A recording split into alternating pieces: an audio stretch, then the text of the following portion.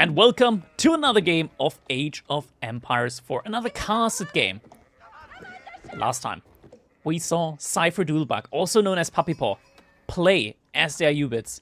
This time, we see Cypher Doodlebug, also known as Puppypaw, play as their Ubits. Last time it was on Himiyama, this time it's on Hillendale, and he's facing off against Numedan, playing as the Holy Roman Empire. That's right, Numedan, he's back. He is the... How do I say it? He is the... he's a turtle. He is a turtle, and there is a civilization that fits turtles quite nicely. It's the Holy Roman Empire. So it's a match made in heaven, coming together here on Hillendale. On the other hand side, Puppypaw, he is an absolute beast overall when it comes to playing Age of Empires. In general, in the top 4, pretty much uncontested at this point, I want to say, that he's in the top 4. We take a look at like the top 5 when it comes to players, when it comes to player skill. You got your Marine Lord, you got your Beastie, you got your... I want to say Vortex if he's in great shape. And right then and there is Puppypaw. Puppypaw, I want to say maybe even he shares a spot with Vortex. Like Puppypaw and Vortex are tied for 3rd place. Then after that, you got like your Wham, your Annotant, who at this point in time I would also consider firmly comfortable in the top 5, top 6-ish. You got your Louis MTs in the top 8, definitely established around there as well.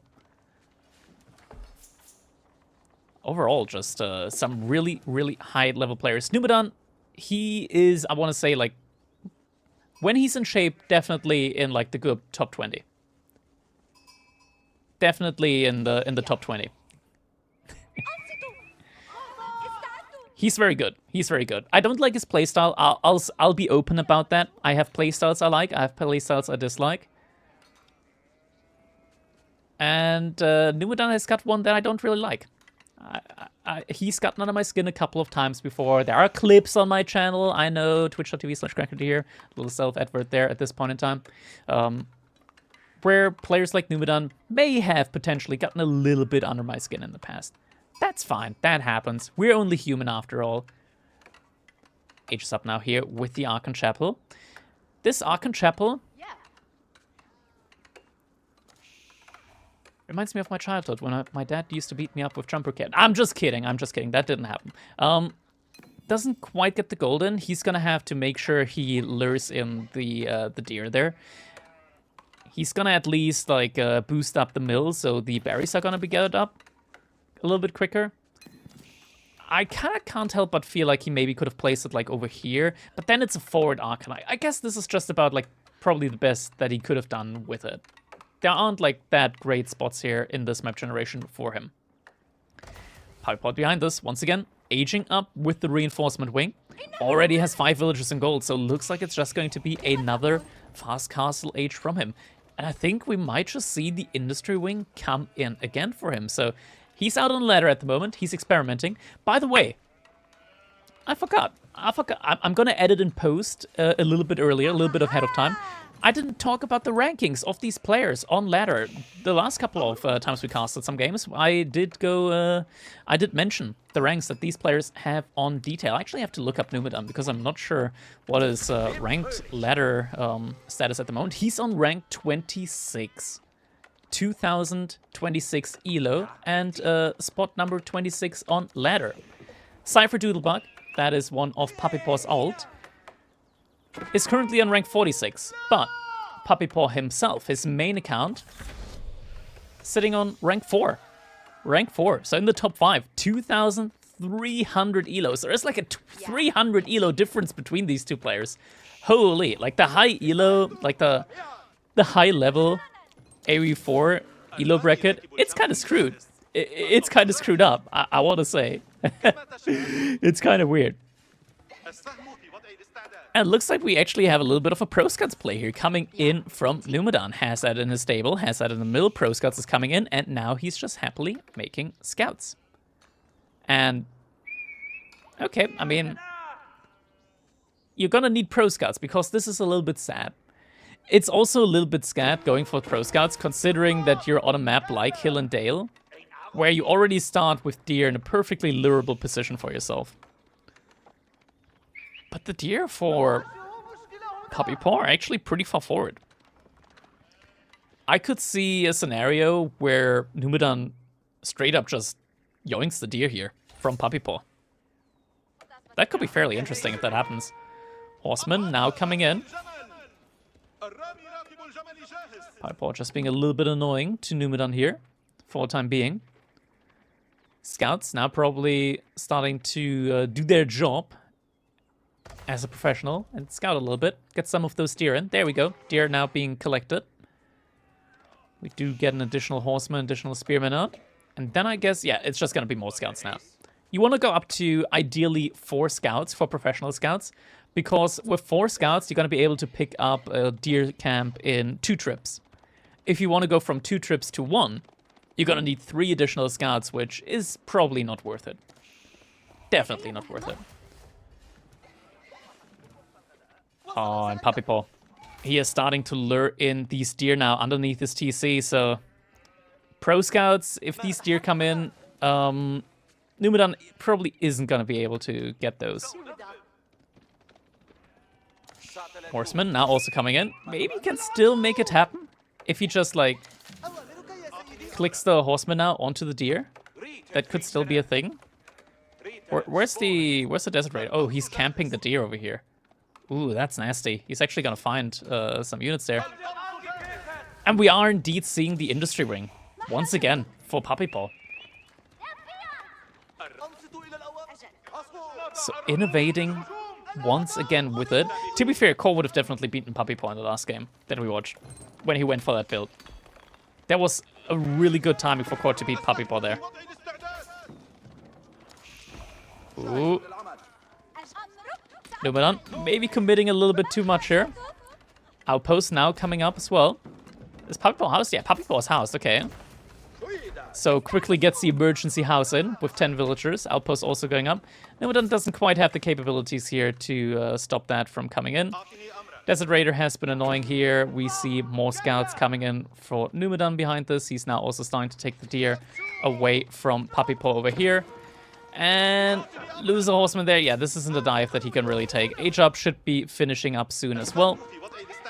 I think in this situation, you just gotta let the opponent age up. You just mass a couple more units, and then you try to at least deny relics, like maybe wall in some relics. This one here is relatively easily walled. You wall this side, you wall that side here. Boom, don't have to care about this relic anymore. You can then potentially like even wall this and that, make it very hard for your opponent to bring that relic back, and then you just have like 2 spearmen over here, and then you can patrol over there relatively easily and deny relics that way. It's a little bit of outward walling, but sometimes that's what you have to do, especially against these kind of like very quick relic type plays. There we go. See, immediately double mosque again. That was interesting. Definitely an interesting approach here from Puppypaw. I love to see like this kind of experimentation on ladder. Like this is how you start finding broken stuff that you can then use in your own games that nobody really thinks about previously. But if you like get the builds down correctly and you find the timings, you find like the pro spots, or rather not the pro spots, but like the positive points and the negative points, and find a way to play around that, these kind of gameplay styles become very, very intriguing. Ragnar's Cathedral now coming in for Numedan. He has to be careful here with these spearmen because the Desert Raiders, they're kind of mean. And they can kind of get animation cancel at the moment as well. Like, you see here when they're chasing, like they kind of like don't really even have to move while shooting. Just running, just running. No animation cancelling coming in here at the moment for Puppypaw. Dervish will have to be careful.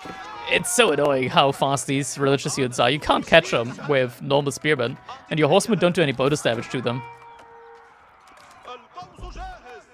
Dervish is getting actually quite low here now.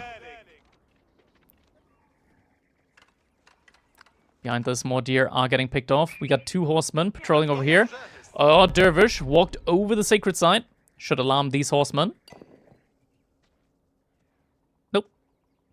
They're chilling. They are indeed chilling. And another. They're chilling. They don't care. Numidan now reached his own age up. Prelate, out over here. Oh, he moved him from the Archon Chapel, so no inspiration here at the moment. I hear Wallow. Wallow does not go through. Relic pickoff over here, denied by Numidan. We now actually see Golems and Archers immediately.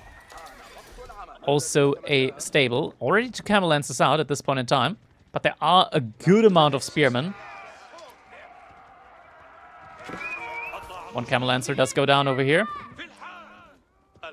1 weak Dervish comes in. Nah, he's 2 HP. He can't possibly get away with that. And does lose the Dervish there as well. Still has 1 Dervish remaining though, and that is enough Spearmen with 1.38 movement speed to, if you group up with the Archer, you can catch up to the other units. Oh, he has to be careful though. He can at least like take down the Archer, because it's just so much faster with this units. Able to take this relic over here now as well. And the Horsemen, they've been waiting for this. Able to find a Dervish out here. Numidan has to be careful. Oh no, Numidan! Numidan! Oh no! He loses the Horseman! He got stuck on the tree. And he maybe was a little bit too greedy and got 1 additional attack in. Maybe 1 more that he should have. Numidan, he's still getting 2 relics in. But he's up against a 2 TC player now. Behind us, Puppypaw once again able to take his steer in a situation where his opponent did go Pro Scouts. And this just shouldn't really be happening here, so yeah, Pro Scouts just not getting denied. Numidan behind us is making military units, and he's actually heavily on gold, and he's banking up food. We're gonna see a fast Imperial Age from the looks of it. There should be another Dervish coming out from Puppypaw. We're gonna check it out. Yep, he's got 2 actually. 2 Dervishes. So far, Numidan's gotten in 2 relics. That's kind of fine, because he still gets like 320 gold from these 2 relics.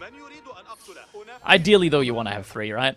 In this kind of matchup. But against Ayubits, it's really tough as the HRE getting to a 3rd relic. Oh, units could potentially get spotted out. Spearmen focusing a little bit of the wrong units there, the Golems. They can't really do a lot against them. And yeah, 3rd relic will have to be surrendered over to his opponent. Has a lot more units in production though. Dervishes now just going for the follow-up, trying to decap some... Well, not decap, but like capture up some sacred sites. Archer's also just doing a really great job here. In a situation where Puppypaw doesn't have a lot of food, but Archer's only costing 30 food and 50 wood, you can really pump out a lot of them just to boost up your military count. And they're not bad, especially as the Ayubits. You get Sultans Mameluke in. If your opponent even just has like a couple of spearmen or a couple of crossbows, you kill them, you get +2 damage. Suddenly, like your next shot, even against armored units, is going to do bonus damage. A lot of additional damage. But we are now seeing the Palace of Swabia coming in. Roughly 14 minutes into the game, but the 2nd TC from Puppypaw was on a delay. So Numidan in a good position when it comes to being able to keep up with the villager count here as the game goes on. Good move around from Numidan, able to catch this raid before it really achieves anything.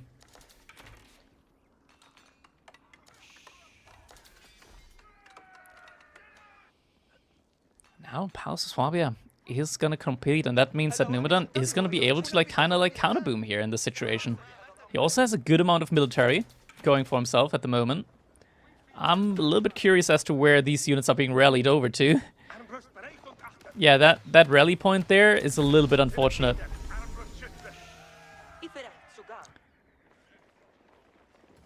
Sacred sites as well are kind of annoying here at the moment for Numidan. That's a lot of additional gold that Puppypaw gets from this.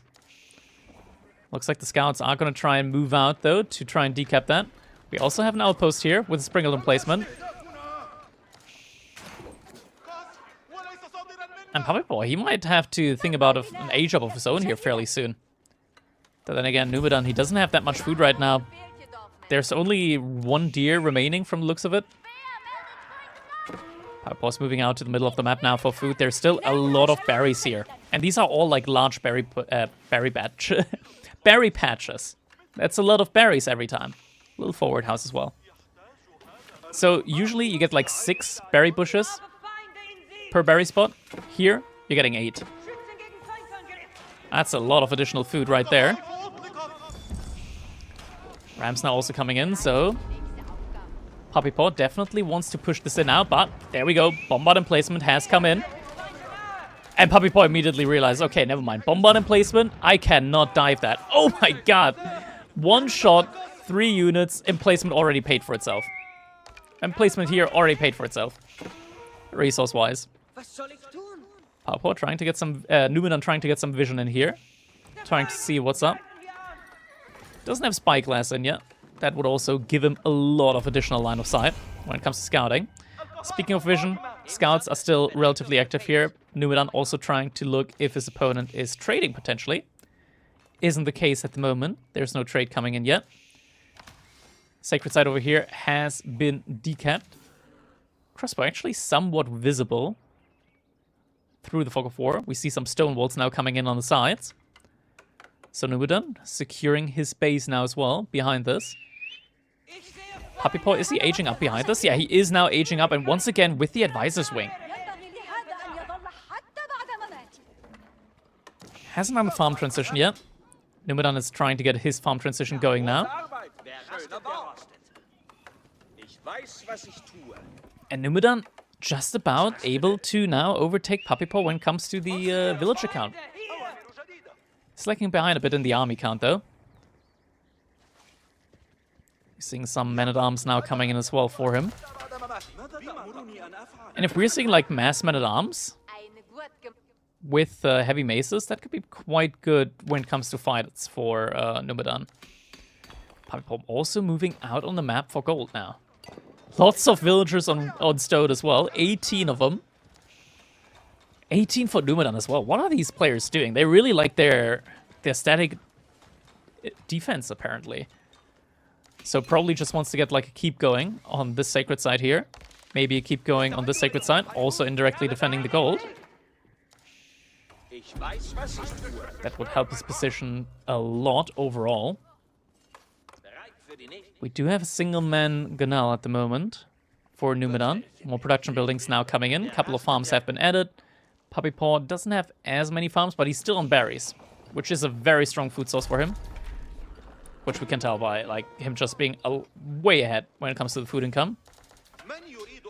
Sacred Site capture coming in once again. There's still the crossbow over here. That's a lot of units here. Numidan not going to be able to stick around, lose one of his knights, and isn't able to get the decap in there. Crossbow not moving out there, so this sacred site is coming in again. And also some military units, so it's going to be very tough for Numidan to try and recapture these sacred sites then. Puppypaw now also in H4 after all. Look at that. Advisors are coming in. And immediately we're seeing a spam of desert raiders. Oh, this could be devastating. Also getting put into the archer ranges. Some into the barracks as well. These buildings are gonna just produce incredibly high value units now. Look at that, plus 29 HP. Normal, 145, now 174. That guy is gonna tank an additional spearman hit. Or like 3 archer shots. Or 2 crossbow bolts. And later on, you can get even more upgrades. And speaking of which, infantry support 3 additional armor on the Desert Raiders.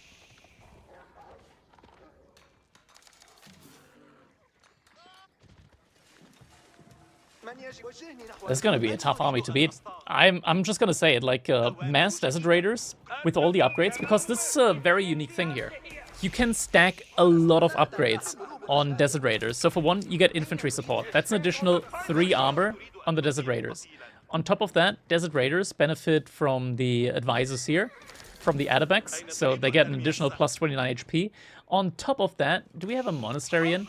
On top of that, they also benefit from bloodlines, so that's an additional like 30% HP. On top of that, their range attack benefits from incendiary arrows. On top of that, their range damage attack range benefits from another university upgrade. So there's 3 university upgrades that benefit the Desert Raiders. Looks like there could be a decap coming in over here now, though. Desert Raiders are trying to move over there. Looks like they're actually gonna make it in time over as well. One villager there for the decap now as well. And yeah, with all of this melee armor, it's gonna be insanely difficult to take any decent fights up against Desert Raiders. Oh, Keep might have some issues here. Desert Raiders just focusing onto the villagers instead. How much longer for boiling oil? Still 30 seconds. I'm not sure if this Keep can survive for 30 seconds. It doesn't feel like it. Numedan just sacrificing the villagers here for it. But without boiling oil, this Keep is doomed to go down. So it just takes so long for it to come in. If he also had Slate and Stone Construction, this Keep would also just take a lot less damage from these torches. Lead upgrade has now come in. 210 HP with the advisors and 10 melee armor. That can go up to 13.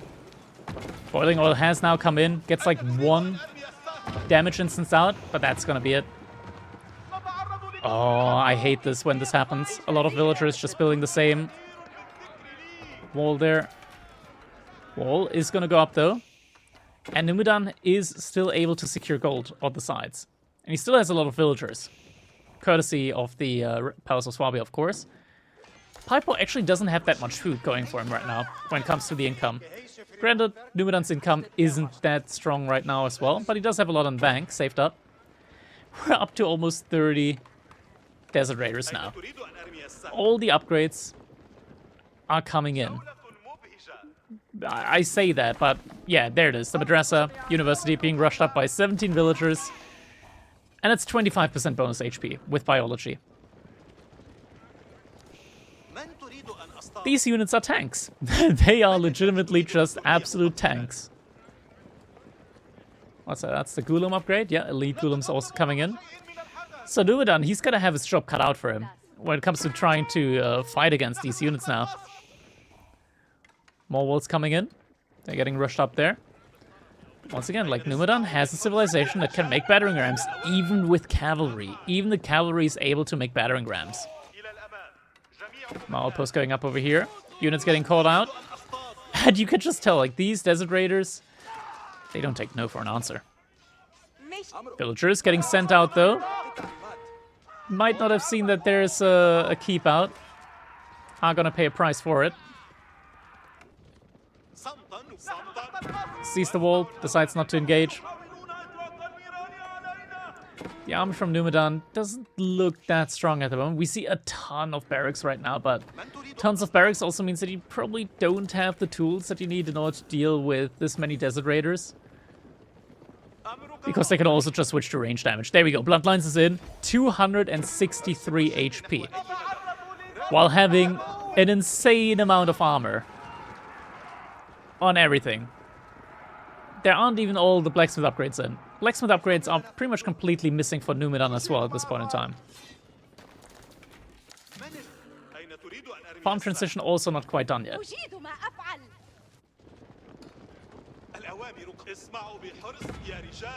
And the Desert Raiders. It looks like they just want to go for the keep again. Keep has been upgraded. It does have boiling oil. Is this going to be enough to deter? It is enough to deter Puppypaw. Army also moved out here from Numedan to meet him on the field. Look, it takes so long to kill these units.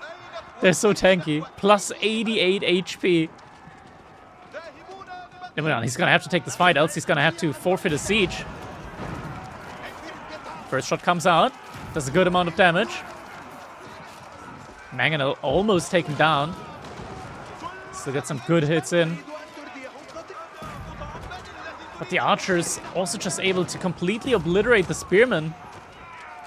Crossbows trying their best, but these are just ordinary crossbows. Incendiary arrows. Suddenly, the Desert Raiders do 16 damage from range with insane attack speed.